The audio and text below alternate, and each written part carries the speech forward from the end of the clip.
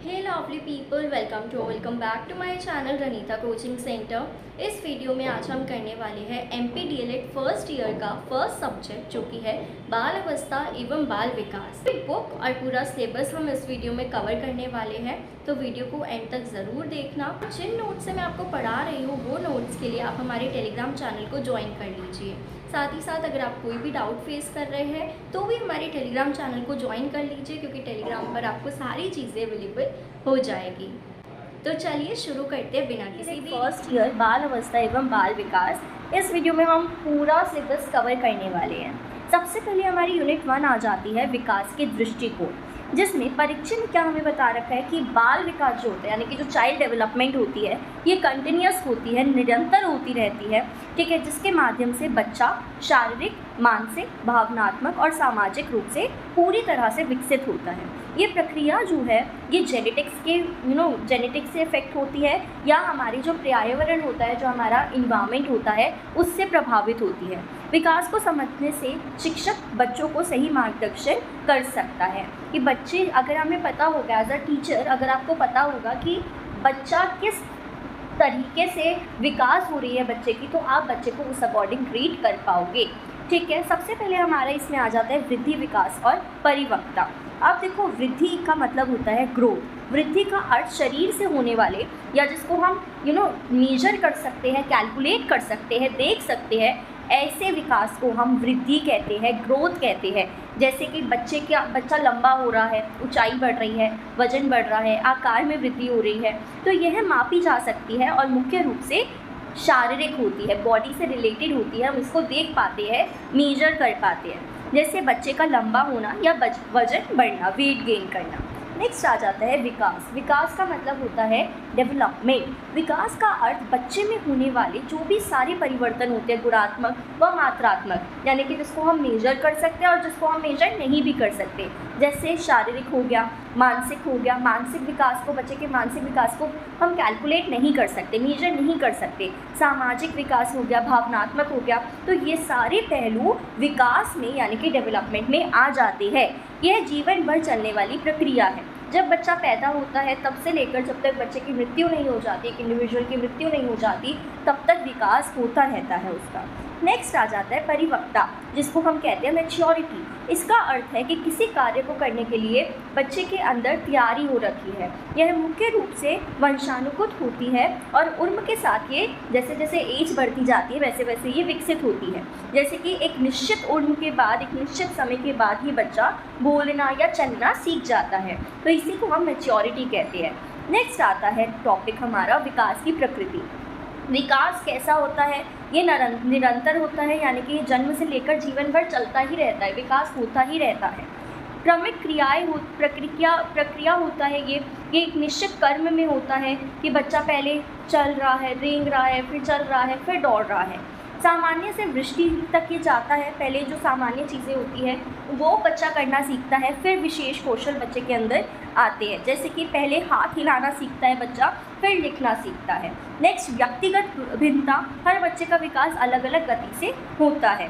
वंशानुगत और पर्यावरण का प्रभाव बच्चे पे पड़ता है, यानी कि विकास पर जो माता पिता के गुण होते हैं, जैसे कि जीन्स जो होते हैं और वातावरण, किस परिवार में बच्चा है, कौन से स्कूल में बच्चा जाता है, दोनों का प्रभाव बच्चे पे पड़ता है और बच्चे के विकास पर पड़ता है। उसके बाद है विकास के सिद्धांत। विकास के सिद्धांत अगर हम पियाजे का देखें तो पियाजे का संज्ञात्मक विकास सिद्धांत है, इन्होंने कहा है इसमें कि 0 से 2 वर्ष तक संवेदी गति अवस्था होती है, जिसमें बच्चा क्या है, इशारे करता है, सेंसेस बच्चे की डेवलप होते हैं। फिर पूर्व संचालन अवस्था होती है 2 से 7 वर्ष में। इसमें बच्चे के अंदर भाषा का विकास होता है, पर जो सोच होती है वो खुद तक निरंतर होती है, यानी कि बच्चा जो है खुद के बारे में ज़्यादा सोचता है कि हमारे खिलौने हैं, हमारे पास हम घूमने जाए, हमारे पास चॉकलेट हो, आइसक्रीम हो। तो बच्चा 2 से 7 वर्ष में आत्म केंद्रित होता है। उसके बाद है ठोस सक्रियणात्मक अवस्था, जो कि आपके 7 से 11 वर्ष तक होती है। ये तार्किक सोच शुरू हो जाती है, बच्चे के अंदर लॉजिकल थिंकिंग स्टार्ट हो जाती है।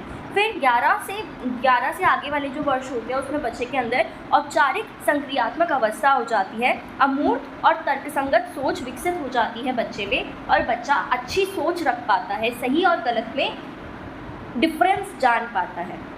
अब आता है मानवतावादी सिद्धांत। यह सिद्धांत बच्चे के समग्र व्यक्तित्व विकास पर ध्यान देता है। यह मानता है कि हर एक बच्चा जो है उसमें आगे बढ़ने की क्षमता होती है। शिक्षक को सहयोगात्मक वातावरण बनाना चाहिए। शिक्षक को क्या करना चाहिए? बच्चों की मदद करनी चाहिए और जिस बच्चे को जिस चीज़ की, जिस कौशल की ज़रूरत है उसको उसकी हमें प्रोवाइड करनी चाहिए, उसमें मदद हमें प्रोवाइड करनी चाहिए बच्चे को। आगे आता है बाल विकास के अध्ययन की विधियाँ। अब सबसे पहले है अवलोकन विधि। अवलोकन विधि क्या है? बच्चे के व्यवहार को बिना हस्तक्षेप से ध्यान से देखना, यानी कि नेचुरल एनवायरनमेंट में जिसमें बच्चा पढ़ रहा है, खेल रहा है, एक्टिविटी कर रहा है, उसमें हम बच्चे को ऑब्जर्व कर रहे हैं, अवलोकन कर रहे हैं। साक्षात्कार विधि, जिसमें हम बच्चे से कुछ ना कुछ पूछ रहे हैं, ठीक है, बच्चे से पूछकर, क्वेश्चंस पूछकर जानकारी प्राप्त कर रहे हैं। केस स्टडी विधि, ये बच्चे को गहराई से अध्ययन करता है, किसी बच्चे के बारे में डिटेल में जानता है। प्रयोगात्मक विधि, जिसमें बच्चे को नियंत्रित परिस्थितियों में अध्ययन करा जाता है। नाउ समावेशी शिक्षा। समावेशी शिक्षा का मतलब होता है इंक्लूसिव एजुकेशन, जिसमें हर एक बच्चा, चाहे वो कैसा भी, किसी भी तरह से प्रभावित हो, तो हर एक बच्चा एक ही क्लासरूम में बैठकर एक साथ पढ़ाई करेगा नॉर्मल बच्चों के साथ। तो सभी बच्चे को समान शिक्षा मिलेगी, चाहे वे सामान्य हो या फिर विशेष आवश्यकता वाला बच्चा हो। इसका महत्व क्या है कि इससे समानता का बढ़ाव देता है, ये भेदभाव को कम करता है और सभी बच्चे एक साथ पढ़ पाते हैं। तरीके क्या है इसके कि हम लचीली शिक्षण विधियाँ अपनाएं। जिन बच्चों को, जो स्पेशल चाइल्ड है, जिनको विशेष आवश्यकता की ज़रूरत है, उनको हम उस अकॉर्डिंग ट्रीट करें और बच्चों को हम ज़्यादा से ज़्यादा रिसोर्सेज का यूज़ करके पढ़ाएं। विशेष बच्चों को अतिरिक्त सहयोग देना, ठीक है, टीएलएम का यानी कि शिक्षण सामग्री का हम उपयोग करें ताकि जो विशेष बच्चे हैं वो भी नॉर्मल बच्चों के साथ कॉन्सेप्ट को क्लियर कर पाएँ और सकारात्मक वातावरण बनाएं। निष्कर्ष में देखें तो बाल विकास क्या है? एक बहुआयामी प्रक्रिया है जिसमें वृद्धि, परिपक्वता और सीखना तीनों शामिल हैं। इसके सिद्धांतों और विधियों को समझकर एक शिक्षक जो है बेहतर शिक्षा बच्चों को प्रदान कर सकता है और बेहतर मार्गदर्शन बच्चों को प्रदान कर सकता है। This is all about unit number 1। Now unit number 2 is शारीरिक एवं गत्यात्मक विकास, यानी कि फिजिकल एंड मोटर डेवलपमेंट। तो शारीरिक एवं गत्यात्मक विकास जो है, इससे तात्पर्य है जो बच्चे के शरीर में वृद्धि होती है, गतिविधियाँ होती है, जैसे कि बच्चे की हाइट बढ़ रही है, वेट बढ़ रहा है, मांसपेशियाँ बढ़ रही है, तो ये सारी हमारी शारीरिक विकास में आ जाती है। यह विकास बाल्यावस्था में बहुत ज़्यादा महत्वपूर्ण, बहुत ज़रूरी होता है और ये विकास जो है वो बचपन में इसकी नींव बनती है। आगे देखते हैं, सबसे पहले आ जाता है शारीरिक विकास, जिसको हम फिजिकल डेवलपमेंट कहते हैं। तो शारीरिक विकास का अर्थ है बच्चे के शरीर की संरचना और कार्यों में होने वाली परिवर्तनों से है।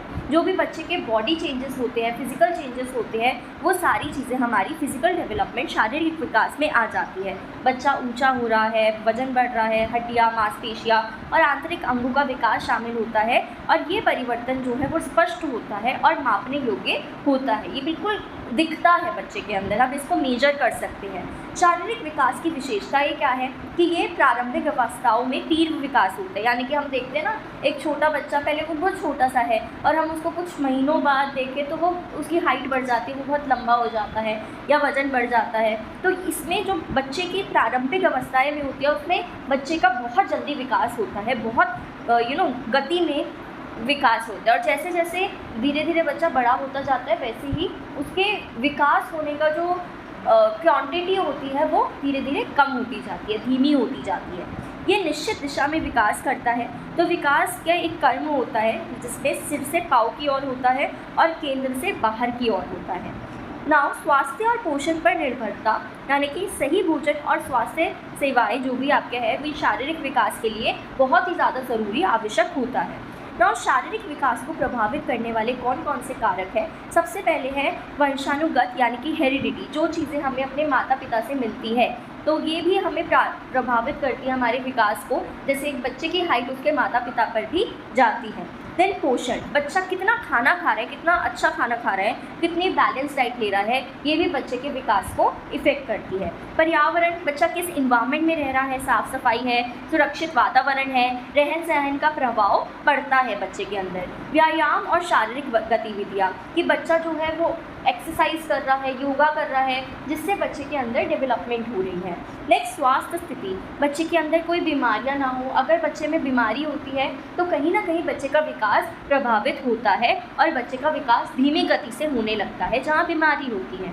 अब आता है गत्यात्मक विकास। गत्यात्मक विकास का अर्थ है शरीर के मांसपेशियों और समन्वय के माध्यम से शरीर की गतिविधियों को नियंत्रित करने की क्षमता, मोटर डेवलपमेंट जिसको हम कहते हैं। गत्यात्मक कौशल के क्या प्रकार होते हैं, जिसमें हम क्या कर पा रहे हैं, अपनी बॉडी के जितने भी मसल्स हैं उनको अच्छे से कंट्रोल कर पा रहे हैं, मूव कर पा रहे हैं। सबसे पहले है हमारा ग्रॉस मोटर स्किल, स्थूल गत्यात्मक कौशल, जिसमें हम बड़ी मांसपेशियों का इस्तेमाल करते हैं, उपयोग करते हैं, जैसे चलने में, दौड़ने में, कूदने में, चढ़ने में। तो यह पहले विकसित होती है, ठीक है। जैसे कि बच्चा दौड़ना सीखता है, बच्चा पहले हाथ हिलाना सीखता है, फिर उसके बाद पेंसिल चलाना सीखता है।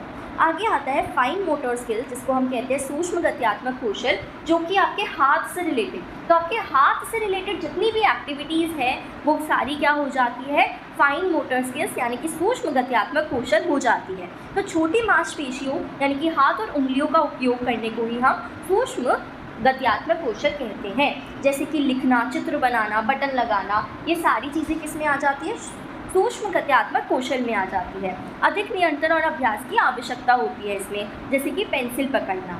गत्यात्मक विकास की विशेषता क्या है कि ये कर्मबद्ध विकास होता है, ठीक है। उसके बाद ये अभ्यास पर आधारित होता है और परिपक्वता पर यानी कि मैच्योरिटी पर भी डिपेंड करता है। आगे आ जाता है हमारा विकासात्मक मील के पत्थर यानी कि माइलस्टोन्स। जैसे कि सबसे पहले है शैशव अवस्था, जिसमें बच्चा सिर उठाता है, पलटता है, रेंगना शुरू करता है। फिर प्रारंभिक बाल अवस्था होती है, जिसमें बच्चा चलता है, दौड़ता है, सीढ़ियाँ चढ़ता है, चित्र बनाना शुरू कर देता है।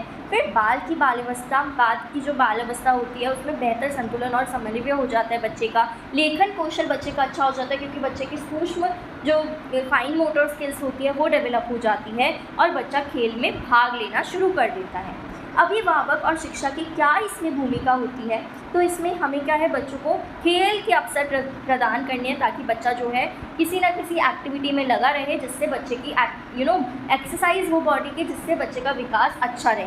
शारीरिक गतिविधियों का के लिए प्रोत्साहित हमें करना चाहिए बच्चों को, कि बच्चे बाहर जाके खेलें, फ़ोन छोड़ के बाहर खेलें।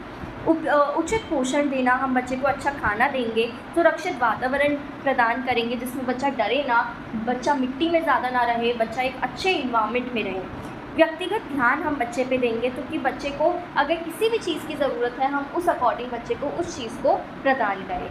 आगे आता है विकास में खेल का महत्व। विकास में खेल का क्या महत्व होता है, सबसे पहले तो शारीरिक लाभ होता है कि जब बच्चा खेलता है तो बच्चे का बॉडी डेवलप होता है। दूसरा, बच्चे का मानसिक लाभ होता है कि तनाव ये कम करता है, बच्चे के अंदर जो भी स्ट्रेस होता है वो कम करता है और ध्यान केंद्रित करने की क्षमता बढ़ती है बच्चे के अंदर, बच्चा फोकस कर पाता है अच्छे से।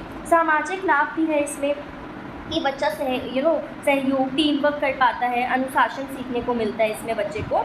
निष्कर्ष देखें तो शारीरिक और गत्यात्मक विकास बच्चे के समग्र विकास का महत्वपूर्ण आधार है। यह न केवल शरीर को मजबूत बनाता है बल्कि बच्चे की मानसिक और सामाजिक विकास में भी सहायता करता है। जैसे बच्चा खेल रहा है, उससे बच्चे का स्ट्रेस कम हो रहा है, बच्चे की जो फोकस है, कंसंट्रेशन पावर है वो बढ़ रही है। साथ ही साथ जब बच्चा खेल रहा है, खेल कूद कर रहा है, एक्टिविटीज़ कर रहा है, तो वो अपने आसपास के इन्वायरमेंट में जितने लोग हैं उसके दोस्त बनेंगे, जिससे बच्चे का शारीरिक विकास होगा। उचित पोषण, खेल और मार्गदर्शन से बच्चों का संतुलन विकास संभव है। So this is all about unit number 2. Now unit 3 is भाषा, सामाजिक एवं भावनात्मक विकास। अब देखो परिचय देखें तो भाषा, सामाजिक और भावनात्मक विकास बच्चे के समग्र विकास के महत्वपूर्ण पहलू है। ये बहुत ज़्यादा ज़रूरी है। अगर बच्चा भाषा नहीं प्रयोग कर पाएगा ठीक से तो बच्चा अपने जो भाव है वो लोगों के सामने प्रकट नहीं कर पाएगा। भाषा के माध्यम से ही बच्चा अपने विचार व्यक्त कर पाता है, जबकि सामाजिक की ओर, समाज की ओर भावनात्मक विकास से समाज में समायोजन करना और उसकी भावनाओं को नियंत्रित करना सिखाता है। तो ये तीनों मिलकर यानी कि भाषा, सामाजिक और भावनात्मक विकास, ये तीनों मिलकर बच्चे की व्यक्तित्व और सीखने की क्षमता का विकास करते हैं। अब सबसे पहले हम पढ़ेंगे लैंग्वेज डेवलपमेंट के बारे में, यानी कि भाषा विकास के बारे में। भाषा विकास का क्या अर्थ होता है? भाषा विकास वह प्रक्रिया है जिसके माध्यम से एक बच्चा जो है वो समझता है, बोलता है, बोलना सीखता है, पढ़ना सीखता है और लिखना सीखता है। भाषा विकास का महत्व क्या है, क्या इम्पोर्टेंस है? ये विचारों और भावनाओं को व्यक्त करने में सहायता करता है, शिक्षा और सीखने में मदद करता है, सामाजिक संबंध बनाने में सहायक होता है, यानी कि हम जब एक दूसरे से बात कर रहे हैं, अपने भाव को प्रकट कर पा रहे हैं एक दूसरे से, तो हम एक तरह से दोस्त बन जाते हैं, हम एक दूसरे से कनेक्ट हो जाते हैं। सोचने की क्षमता का ये विकास करता है। भाषा विकास के चरण देखें तो 0 से 1 वर्ष तक बच्चा पूर्व भाषाई अवस्था में होता है, यानी कि बच्चा रोता है, बबलिंग करता है, ठीक है। वास्तविक शब्दों का उपयोग इसमें बच्चा नहीं कर पाता और बच्चा बोलने की तैयारी करता है, दूसरों को ऑब्जर्व करता है। 1 से 2 वर्ष में बच्चा एक शब्द बोलने लग जाता है, यानी कि एक शब्द बोलकर वो अपनी बात समझाने की कोशिश करता है, जैसे मम्मी, पानी, मम। तो बच्चा ऐसे शब्दों को बोलकर अपनी अर्थ को व्यक्त करना चाहता है। उसके बाद है 2 से 3 वर्ष में 2 शब्द अवस्था बच्चा करता है। बच्चा 2 शब्द जोड़कर बोलता है, जैसे पानी दो, मम्मी आओ, पापा जाओ। तो ये बच्चा 2 शब्द का इस्तेमाल कर रहा है और अपने भाव को प्रकट करने का कोशिश करता है। उसके बाद 3 वर्ष के बाद बच्चा क्या है, पूरा एक वाक्य बोलना शुरू कर देता है, शब्द भंडार तेज़ी से बढ़ता है, व्याकरण का विकास होता है बच्चे के अंदर। तो भाषा विकास के सूत्र क्या है, कहाँ से बच्चे की भाषा डेवलप होती है? सबसे पहले घर, परिवार से बच्चा भाषा सीखने का पहला स्थान बच्चे का परिवार होता है, घर होता है। माता पिता से बातचीत से शब्दावली बढ़ती है। उसके बाद जब बच्चा थोड़ा बड़ा हो जाता है तो बच्चा विद्यालय जाता है, वहाँ जाकर बच्चा शिक्षक उच्चारण करता है, पढ़ना और लिखना सीखता है, ठीक है। व्यवस्थित भाषा सीखने का अवसर मिलता है बच्चे को विद्यालय में। बाकी अपने दोस्तों के साथ इंटरेक्ट करता है, तो उसमें बच्चे को बहुत सारी चीज़ें जानने को मिल जाती है, उसकी शब्दावली डेवलप होती है। उसके बाद मीडिया, जैसे आजकल के बच्चे तो फ़ोन को लेकर देखते रहते हैं, तो फ़ोन से बच्चा बहुत सारी चीज़ें सीख जाता है, बहुत सारे शब्द सीख जाता है और कुछ गलत चीज़ें भी बच्चा फ़ोन से आजकल सीख रहा है। आगे है बच्चों को सुनने का महत्व। सुनने का महत्व क्या है बच्चों में? सबसे पहले तो ये आत्मविश्वास बढ़ाता है, संचार कौशल में सुधार करता है, शिक्षक विद्यार्थी संबंध मजबूत होता है। आगे देखते हैं भाषा में सामाजिक एवं सांस्कृतिक विविधता। भाषा में अंतर, विभिन्न क्षेत्रों में अब देखो अलग अलग भाषाएं बोली जाती है, अलग अलग भाषाएं है, बोली है। पंजाब जाओगे तो पंजाबी बोली जाएगी, हरियाणा जाओगे तो हरियाणवी बोली जाएगी, तो अलग अलग भाषा यहाँ पर बोली जाती है। उच्चारण में अंतर, अब देखो हर एक पर्यावरण के अकॉर्डिंग, हर एक जगह के अकॉर्डिंग उसके उच्चारण में भी चेंजेस होते हैं कि हम एक शब्द को किस तरीके से बोल रहे हैं, उसमें भी चेंजेस हो जाते हैं। आगे है सीखने पर प्रभाव। शिक्षक को सभी बच्चों की भाषा का सम्मान करना चाहिए कि जो भी बच्चा क्लासरूम में आ रहे हैं, so there were different types of student जो अलग अलग बैकग्राउंड से आ रहे हैं, अलग अलग लैंग्वेजेस बोल रहे हैं, लेकिन as a teacher we have to treat every child equally और उनके भाषा को हमें सम्मान करना पड़ेगा। उसके बाद अभिव्यक्ति के तरीके, कहानी सुनना, ठीक है। हम क्या करेंगे, कहानी सुनाना, बच्चे को कहानी सुनाएंगे जिससे बच्चे की शब्दावली भी बढ़ेगी और कल्पना का भी विकास होगा, बच्चे इमेजिनेशंस भी कर पाएंगे। वार्तालाप, ठीक है, बच्चा जो है दैनिक हमें बातचीत करनी चाहिए बच्चे से, जिससे उसकी क्षमता बढ़ेगी कि बच्चा बोलेगा ज़्यादा से ज़्यादा। लेखन, बच्चे के लेखन पे हमें ध्यान करना पड़ेगा कि हाँ बच्चा जो है अपनी बात को लिख पा रहा है, लिख के भी बच्चा अपनी चीज़ों को आगे सामने वाले तक पहुंचा पा रहा है। उसके बाद भाग 2 में हमारा आ जाता है सामाजिक विकास, यानी कि सोशल डेवलपमेंट। सोशल डेवलपमेंट का मतलब क्या होता है, सबसे पहले हम वो देखेंगे। परिभाषा क्या है कि सामाजिक विकास वह प्रक्रिया है जिसके द्वारा बच्चा दूसरों के साथ व्यवहार करना और समाज के नियमों का पालन करना सीखता है, एक दूसरे के साथ, अपनी सोसाइटी के साथ इंटरेक्ट कर पाता है। सामाजिक विकास के क्या कारक होते हैं? सबसे पहले तो परिवार। बच्चा जब पैदा होता है तो अपने परिवार के साथ ही रहता है और अपने परिवार से मिलजुल कर रहने से ही बच्चा जो है समाजीकरण सीखता है, मूल्य, आदतें और व्यवहार सीखता है बच्चा परिवार से। फिर विद्यालय, फिर बच्चा जब थोड़ा बड़ा होता है विद्यालय जाता है, वहाँ पर बच्चा अनुशासन और सहयोग सीखता है, अन्य बच्चों से संपर्क होता है बच्चे का। फिर मित्र बनते हैं, बच्चे के दोस्त बनते हैं, दोस्त व्यवहार सीखता है, आदतों को प्रभावित करते हैं, ये भी व्यक्तिगत विकास में महत्वपूर्ण भूमिका निभाता है। भाग 3 में आ जाता है हमारा इमोशनल डेवलपमेंट, कि हम अपने इमोशंस को और दूसरों के भाव को समझ पा रहे हैं और कंट्रोल कर पा रहे हैं। भावनात्मक विकास का अर्थ है कि अपनी भावनाओं को समझना, व्यक्त करना और नियंत्रण करना, उसको हम कंट्रोल कर पा रहे हैं। प्रमुख भावनाएं क्या है? जैसे क्रोध, गुस्सा आना, एंगर की निराशा की अभिव्यक्ति होती है, नियंत्रण की आवश्यकता, यानी कि इसको कंट्रोल करने की बहुत ही ज़्यादा ज़रूरत होती है। भय, भय मतलब फियर, डर, सुरक्षा के लिए आवश्यक होता है और अधिक होने पर, अगर ज़्यादा डर होगा तो एक इंडिविजुअल का आत्मविश्वास, सेल्फ कॉन्फिडेंस भी कम हो जाता है। फिर चिंता, चिंता मतलब एंग्जाइटी, ये तनाव या डर की भावना होती है, स्कूल में सामान्य होती है। खुशी, हैप्पीनेस, बच्चा खुश है, ये सकारात्मक भावना होती है और ये विकास के लिए बहुत ज़्यादा ज़रूरी होती है। प्रशंसा, पुरस्कार और दंडक की भूमिका, तो बच्चे की प्रशंसा करना, अप्रिशिएट करना, ठीक है, इसकी क्या भूमिका होती है? सबसे पहले प्रशंसा अच्छे व्यवहार को बढ़ावा देती है और बच्चे का आत्मविश्वास बढ़ता है इससे। पुरस्कार बच्चों को अच्छे कार्य दोहराने के लिए प्रेरित करता है। दंड अगर हम बच्चे को पनिशमेंट देंगे तो कहीं ना कहीं बच्चे के अंदर क्या हो जाएगा, कठोर दंड नुकसान पहुंचाएगा बच्चों को, लेकिन कहीं ना कहीं दंड की ज़रूरत भी होती है। जैसे अगर बच्चा कुछ गलती कर रहा है और उसको पनिशमेंट ना मिले, दंड ना मिले, तो बच्चा कहीं ना कहीं बहुत ज़्यादा ओपन हो जाता है और एक ही गलती को बार बार दोहराता है। इसलिए बच्चा गलती ना दोहराए, इसलिए हमें दंड देना पड़ेगा, लेकिन वो दंड जो है वो ज़्यादा कठोर नहीं होना चाहिए। इतना होना चाहिए कि बच्चे को अपनी गलती महसूस हो जाए और आगे से वो गलती दोबारा रिपीट ना करे।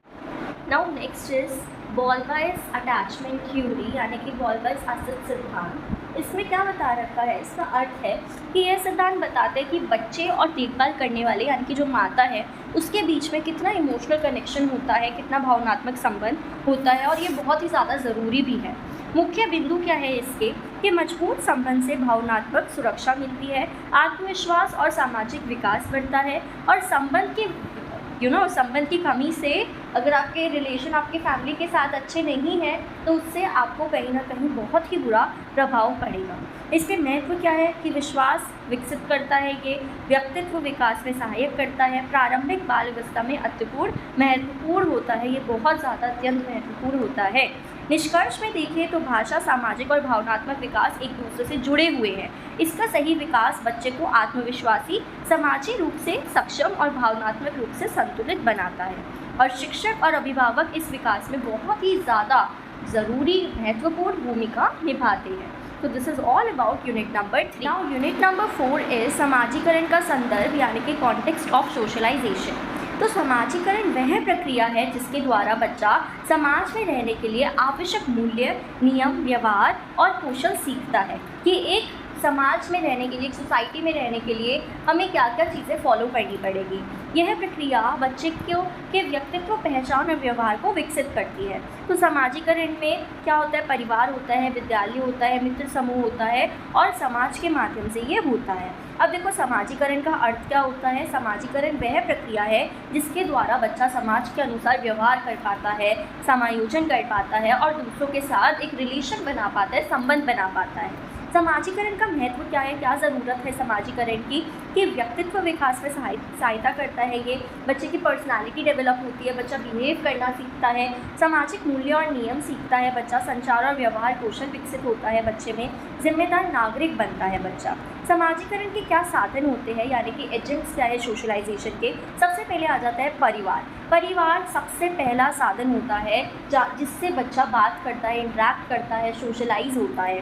पहला और सबसे महत्वपूर्ण सामाजिक संस्थान परिवार होता है। बच्चा भाषा, आदतें, मूल्य और व्यवहार परिवार से ही सीखता है। भावनात्मक सुरक्षा प्रदान करता है। उदाहरण जैसे घर में सम्मान हो रहा है, अनुशासन है, संस्कार सीखना, ये सारी चीज़ें बच्चा परिवार से सीखता है। फिर थोड़ा सा बड़े हो जाने पर बच्चा स्कूल जाने लगता है, विद्यालय में औपचारिक शिक्षा बच्चे को मिलती है, अनुशासन सीखता है, सहयोग और सामाजिक नियम सीखता है बच्चा। यहाँ पर शिक्षक और साथियों के साथ संपर्क बढ़ाता है, जिसमें जैसे स्कूल में कोई रूल है उसका पालन करना है, समूह में कार्य करना है। उसके बाद आ जाता है समाज, संस्कृति है, परंपराएं है, सामाजिक मान्यताएं हैं, ये सारी चीज़ें समाज में आ जाती है और ये बच्चे की सोच और पहचान को प्रभावित करती है। जैसे कि कोई रीति रिवाज है, कोई रिचुअल है, कोई त्यौहार है। नेक्स्ट इज समवयस्क संबंध यानी कि पियर रिलेशनशिप, यानी कि बच्चा अपने जो दोस्त बनाता है या जिसके साथ अपने सेम एज के बच्चों के साथ जो रहता है, समान आयु के होते हैं जो बच्चे, और एक दूसरे से वो लोग प्रभावित होते हैं। इसके विशेषताएं क्या है? सबसे पहले मित्रता बच्चे की बढ़ती है, आपस में विश्वास और संबंध बनाते हैं बच्चे, एक दूसरे की मदद करते हैं, समूह में काम करना सीखते हैं। कॉन्फ्लिक्ट कहीं ना कहीं, ये झगड़े कहीं होते हैं तो उसका सॉल्यूशन, समाधान निकालना सीखते हैं। आक्रामकता यानी कि एग्रेशन, कभी कभी गुस्सा या प्रभुत्व दिखाते हैं, कभी कभी गुस्सा दिखाते हैं। इसका महत्व क्या है कि ये सामाजिक कौशल को विकसित करता है, आत्मविश्वास और स्वतंत्रता बढ़ाता है, साझा करना और टीम वर्क को सिखाता है बच्चे में। नेक्स्ट है लैंगिक विकास यानी कि जेंडर डेवलपमेंट। लैंगिक विकास का अर्थ है लड़का या लड़की होने की पहचान और उससे जुड़े व्यवहार को समझना। तो जेंडर आइडेंटिटी क्या होता है? तो बच्चा अपने लिंग को पहचानता है, यह बचपन में ही विकसित हो जाता है। लैंगिक भूमिका क्या है? जेंडर रोल्स क्या है? ये समाज द्वारा सिद्धांतिक अपेक्षाएं होती है, लड़के बाहर खेलते हैं, लड़कियां घर का काम करती हैं, जो कि गलत है। ठीक है, बायस भी होता है, भेदभाव भी होता है यहाँ पर। तो लड़का और लड़कियों के बीच में असमान व्यवहार होता है, आत्मविश्वास और अवसरों को ये प्रभावित करता है। इसलिए शिक्षक को समानता को बढ़ावा देना चाहिए और लड़का लड़की में किसी भी प्रकार का भेदभाव नहीं करना चाहिए। विद्यालय से संबंधित समस्याएं, तो कुछ समस्याएं हैं जैसे कि शैक्षणिक दबाव, एकेडमिक प्रेशर होता है जिसमें बच्चों पर पढ़ाई या जो एग्ज़ाम्स होते हैं उसका तनाव हो जाता है, प्रेशर हो जाता है, जिससे बच्चे की मानसिक स्वास्थ्य पर प्रभाव पड़ता है। साथियों का दबाव, पीयर प्रेशर, कि बच्चे जो दोस्त हैं वो दबाव डाल रहे हैं या गलत आदतों में डाल रहे हैं। बुलिंग मतलब कि किसी छात्र को कोई बच्चे जो है वो शारीरिक या मानसिक रूप से परेशान कर रहे हैं, इससे बच्चों का आत्मविश्वास कम होता है। किसी बच्चे को डराना, ठीक है, ग्रुप ऑफ बच्चों के द्वारा किसी को डराया जा रहा है तो उसको हम बुलिंग कहते हैं। समायोजन की समस्या, कि बच्चा जो है एडजस्ट नहीं कर पा रहा स्कूल के इन्वायरमेंट में या किसी दूसरी जगह से आया है तो उस स्कूल में, उस सराउंडिंग में वो नहीं रह पा रहा। निष्कर्ष देखें तो सामाजिकरण बहुत ही ज़रूरी होता है। सोशलाइजेशन बहुत महत्वपूर्ण प्रक्रिया है जो बच्चे के व्यक्तित्व और व्यवहार को आकार देती है। परिवार, विद्यालय, मित्र समूह और समाज इसमें मुख्य भूमिका निभाते हैं। सही मार्गदर्शन और सकारात्मक वातावरण से बच्चा एक बहुत ही जिम्मेदार और संतुलित व्यक्ति बन पाता है। ठीक है, so this is all about unit number 4। Now unit number 5 is बाल अवस्था और इसके कुछ प्रमुख मुद्दे, यानी कि चाइल्डहुड, बचपना, और इसके कुछ बचपने में क्या क्या कुछ गलत चीज़ें होती हैं, वो इश्यूज़ हम पढ़ने वाले हैं। तो बाल अवस्था जीवन का सबसे ज़्यादा, जो बचपन होता है ना, बहुत ज़्यादा ज़रूरी महत्वपूर्ण चरण होता है जिसमें बच्चे का शारीरिक विकास होता है, मानसिक विकास होता है, सामाजिक विकास होता है और भावनात्मक विकास होता है, और बच्चे की नींव इन विकासों की रखी जाती है। लेकिन कई बच्चे गरीबी, शोषण, शिक्षा की कमी और कुछ दूसरे सामाजिक समस्याओं को सामना करते हैं, जिसकी वजह से उनका विकास, उनकी डेवलपमेंट कहीं ना कहीं से इफ़ेक्ट होती है, प्रभावित होती है। इन समस्याओं को समझने के लिए जो शिक्षक है, हमें पहले पता होना चाहिए शिक्षकों की क्या क्या ये समस्याएं चल रही है बचपन की, और फिर उससे डील करने के लिए शिक्षक को बहुत ही ऐसे कुछ चरण अपनाने चाहिए, कुछ ऐसे सॉल्यूशंस अपनाने चाहिए कि जो बच्चे इन सारी इश्यूज से गुज़र रहे हैं, इन समस्याओं से गुज़र रहे हैं, उनकी मदद कर पाए। एज अ शिक्षक आप उनकी मदद कर पाए। सबसे पहले आ जाता है इसमें बाल श्रम, यानी कि चाइल्ड लेबर, कि बच्चा जो है वो बचपने में ही काम कर रहा है। तो जब बच्चों से कम उम्र में काम कराया जाता है तो उन्हें हम शिक्षा संप्रेषित किया जाता है, यानी कि बच्चों को हम शिक्षा नहीं दे पाते, और इसी को हम बाल श्रम कहते हैं, यानी कि चाइल्ड लेबर कहते हैं। इसके कारण क्या हो सकते हैं? इसका कारण सबसे बड़ा होता है गरीबी, कि एक परिवार की आर्थिक स्थिति कमज़ोर होने के कारण बच्चे को काम करना पड़ता है। दूसरा, शिक्षा के प्रति जागरूकता की कमी है। माता पिता खुद शिक्षित नहीं है, इसलिए उनको महत्वपूर्णता ही नहीं पता कि शिक्षा की क्या महत्वपूर्णता होती है। पारिवारिक दबाव हो सकता है कि बच्चे को परिवार की मदद के लिए मजबूर किया जा रहा है। इसका प्रभाव क्या पड़ेगा कि शिक्षा नहीं हो पाएगी बच्चे के पास, बच्चा शिक्षित नहीं हो पाएगा, शारीरिक और मानसिक विकास प्रभावित होगा इससे, और शोषण और तनाव बच्चे के अंदर बढ़ेगा। शिक्षक की भूमिका क्या है कि शिक्षा के महत्व के बारे में जागरूकता फैलाए, बच्चों को स्कूल में बनाए रखना और भावनात्मक सहयोग देना। बाल शोषण, दूसरा आ जाता है बाल शोषण, यानी कि चाइल्ड अब्यूज़, कि बच्चों के साथ किसी भी प्रकार की शारीरिक, मानसिक या यौन दुर्व्यवहार करना, इसी को हम बाल शोषण कहते हैं। अलग अलग तरह के प्रकार होता है कि शारीरिक शोषण कर रहे हैं, बच्चे को पीट रहे हैं, मार रहे हैं, बच्चे के साथ गलत कर रहे हैं। भावनात्मक शोषण कि बच्चे का अपमान कर रहे हैं, उसको डरा रहे हैं, नज़रअंदाज कर रहे हैं। यौन शोषण कि हम बच्चे के साथ अनुचित स्पर्श या व्यवहार कर रहे हैं। तो इसका प्रभाव क्या पड़ेगा कि बच्चा डर जाएगा, आत्मविश्वास कम हो जाएगा, पढ़ाई वो अच्छे से नहीं कर पाएगा। रोकथाम, जागरूकता और क्या हम कर सकते हैं इसमें, जागरूकता और सुरक्षा शिक्षा दे, बच्चों को सुरक्षित स्कूल वातावरण हम मेंटेन करके रखें और शिक्षक और बच्चों के बीच विश्वासपूर्ण संबंध हो कि बच्चे के साथ अगर कुछ भी ऐसा व्यवहार होता है, कुछ भी गलत व्यवहार होता है, तो बच्चे के अंदर इतना अपने टीचर को लेकर आत्मविश्वास होना चाहिए, अपने टीचर को लेकर विश्वास होना चाहिए कि वो अपने शिक्षक को बताएगा तो शिक्षक उसका साथ देगा। तीसरा आ जाता है गरीबी और उसका प्रभाव।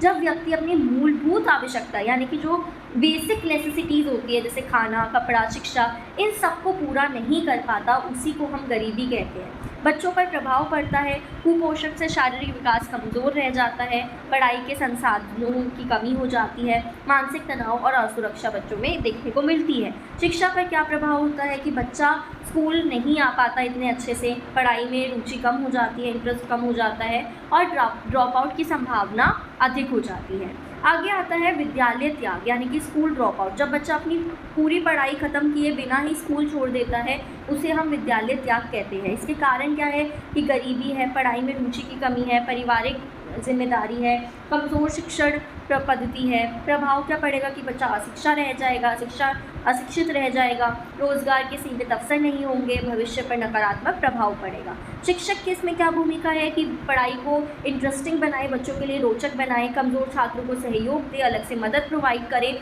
और समय पर समस्या पहचानें। भारतीय संबंध में अगर हम बाल अवस्था देखें तो विविधता, शहरी बच्चों को अधिक सुविधाएं मिलती है, लेकिन ग्रामीण शिक्षा जो होती है क्षेत्रों में संसाधनों की कमी होती है, रिसोर्सेज की कमी होती है, जिस कारण बच्चे जो होते हैं, जो गांव के बच्चे होते हैं, वो कहीं ना कहीं थोड़ा पीछे रह जाते हैं। जो कि झोपड़ी और अनाथ बच्चों की स्थिति जो है वो बहुत ही ज़्यादा कठिन है, उनको शिक्षा नहीं मिल पाती। समस्याएँ क्या है, शिक्षा की कमी है, खराब जीवन स्तर है, भावनात्मक असुरक्षा। नेक्स्ट आ जाता है इम्पैक्ट ऑफ ग्लोबलाइजेशन यानी कि वैश्वीकरण का क्या प्रभाव पड़ता है। अब इसके दोनों ही सकारात्मक और नकारात्मक प्रभाव है। सकारात्मक प्रभाव हम देखें तो शिक्षा और तकनीक तक पहुंच पाते हैं, नई सीखने के अवसर मिलते हैं, ठीक है, जीवन स्तर में सुधार हो पाता है। लेकिन नकारात्मक देखें तो मोबाइल और स्क्रीन का अधिक उपयोग हो रहा है बच्चों की ज़िंदगियों में, सांस्कृतिक मूल्यों की कमी हो रही है, भौतिकवादी सोच का विकास हो रहा है। शिक्षक की भूमिका क्या है कि हम एक संतुलित दृष्टिकोण को लेकर विकसित करें, उसको तकनीक का सही उपयोग करें। तकनीक का ऐसा नहीं है तकनीक गलत है, तकनीक बहुत अच्छी है अगर उसका सही समय पर सही जगह इस्तेमाल किया जाए तो। नैतिक मूल्यों को बढ़ावा देना। निष्कर्ष देखें तो बाल अवस्था से जुड़ी समस्याएं जैसे बाल श्रम, शोषण, गरीबी और विद्यालय त्याग बच्चों के विकास को गंभीर रूप से प्रभावित करती है। शिक्षक इन समस्याओं को समझकर बच्चों को सुरक्षित, समावेशी और प्रेरणादायक वातावरण प्रदान कर सकते हैं जिससे उनका समग्र विकास संभव हो सके। So this is all about this video. If you find this video helpful then please like, comment and subscribe the channel. और बात अगर मुझे आप लोगों का अच्छा रिस्पांस मिलता है तो मैं बाकी सारी वीडियोस भी अपलोड करूँगी सारे सब्जेक्ट्स पर, तो जल्दी से अपने फ्रेंड्स के साथ शेयर करो वीडियो ताकि हमें अच्छा रिस्पांस मिल पाए। अब मैं मिलती हूँ आपसे नेक्स्ट वीडियो में, तब तक के लिए हैप्पी लर्निंग।